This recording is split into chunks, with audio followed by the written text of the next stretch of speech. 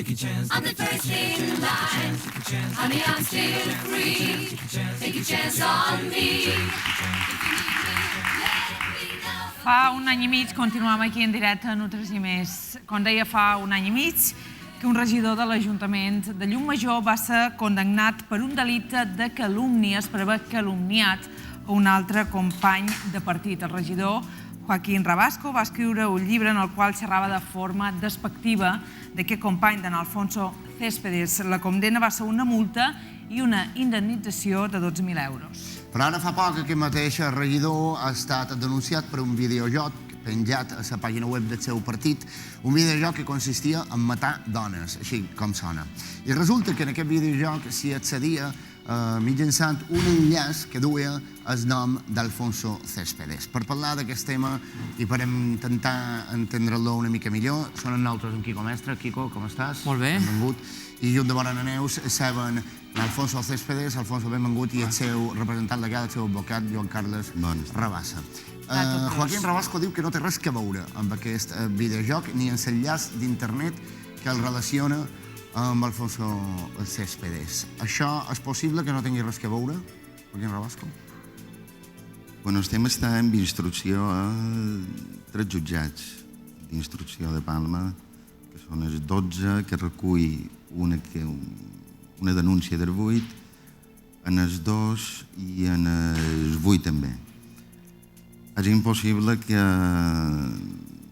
se pugui dir que el meu representant hagi ficat el joc de com matar a una dona de 20 maneres, per quan l'altre dia sortia en el diari de Mallorca ja havia anat a declarar un informàtic que és encarregat de la pàgina i havia quedat ben clar qui és el que ha donat les ordres perquè se fiqui tot això. Perquè això se pot saber, és a dir, perquè així d'entrada a mi me sembla com a mal de demostrar qui és que ha pogut penjar una cosa o qui ha pogut donar l'ordre que allò fos penjat a internet.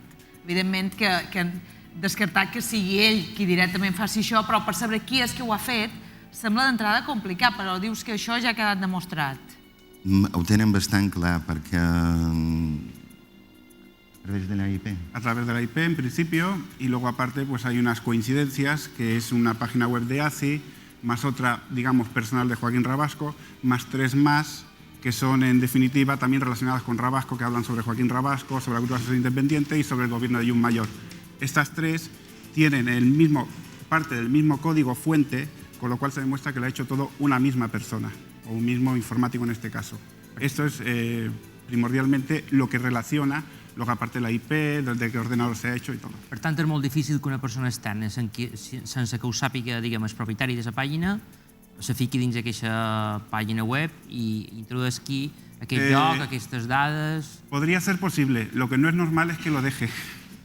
Que después de que le hayan avisado de que quitara el juego, no es normal que diga, pues lo dejo, va bien. Si fuera, pero es muy difícil, De totes maneres, perquè si és una pàgina oficial del partit, que se suposa que se mira cada dia, que s'actualitza i que se comprova en nombre de visites diaris, quan se localitza aquest joc, si no l'ha ficat un del partit, si no l'ha ficat ell mateix, és que ho ha ficat un tercer, i si no, el normal és que aquest senyor se'n vagi a posar una denúncia immediata en el jutjat de guàrdia, no?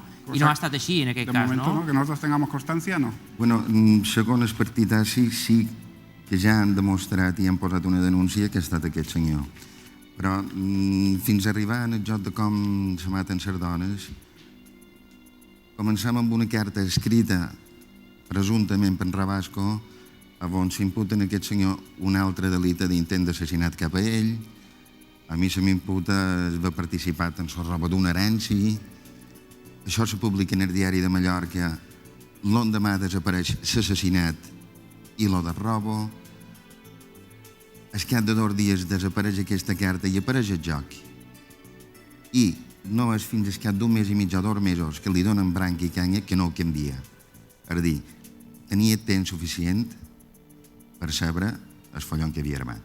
De totes maneres, està clar que teniu un enfrontament personal entre Rabasco y Alfonso, ¿no? Hombre, supongo que será personal si a uno le acusan de haber robado a un moribundo, supongo que será personal si a uno le acusan de ser un reprimido sexual, eso ya es cosa personal suya que tiene contra mí. Alfonso, i té un problema, o teniu un problema vosaltres dos personal, però en Joaquín Rabasco no només té problemes en tu, ¿no? No, me parece que tiene con bastante más personas. Personas a las que tiene denunciadas o personas que lo han denunciado a él. Simplemente yo soy uno más y punto.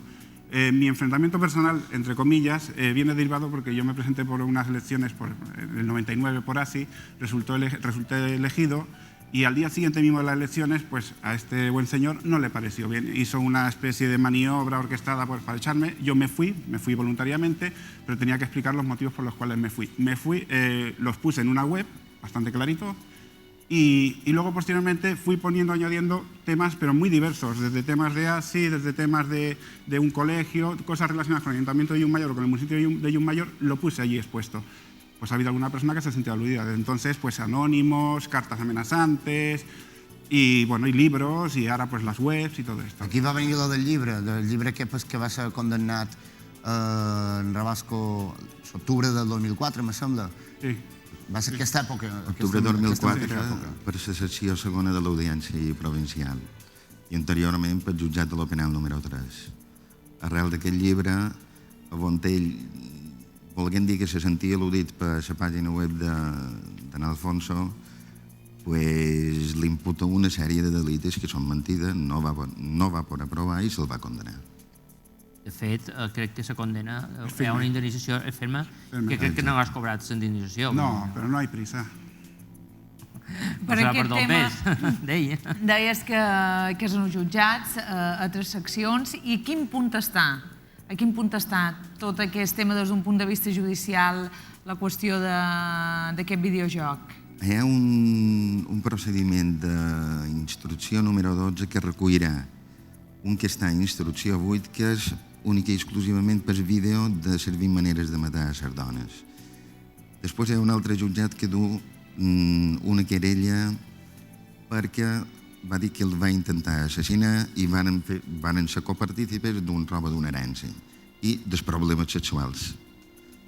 Hi ha un altre derivat d'un ple de l'Ajuntament de Llullmajor i d'un pamfleto, o d'un pasquín que va treure Sassi, on se diu que del senyor Céspedes és que va introduir el joc dins la seva pàgina. I de què l'acusau? De calúmnies i d'injúries.